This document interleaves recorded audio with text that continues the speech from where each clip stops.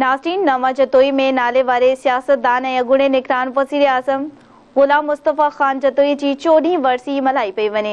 वरसी तक़रीब में national peoples party जे अॻवाननि कारकुननि ऐं शहरियुनि वॾे अंग में शिरकत कई आहे। वधीक तफ़सील नवाब अली चांडियो जी हिन रिपोर्ट में।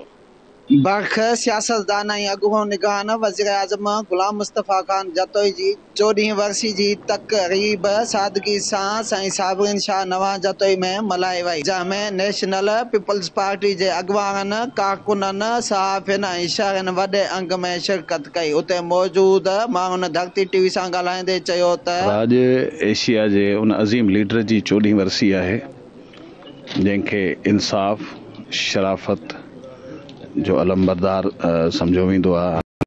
अज़ीम हस्तीअ जी अॼु 14हीं वरसी आहे।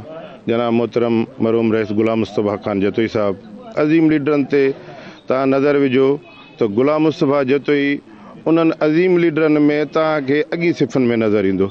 गुलाम मुस्तफ़ा खान जतोई जहिड़ो भलो लीडर, थधो लीडर, अज़ीम लीडर अहिड़ो थी सघे पाकिस्तान में न पैदा थिए। अॼु असांजे क़ाइद जनाब गुलाम मुस्तफ़ा खान जतोई जी 14हीं वरसी आहे। गुलाम मुस्तफ़ा खान जतोई पंहिंजी ॾाहप ऐं सियासी सोच ज़रिए पाकिस्तान जी सियासत में पंहिंजो वॾो नालो कमायो। कैमरामैन आचर चांडियो सां गॾु नवाब अली चांडियो, धरती टीवी, नवां जतोई।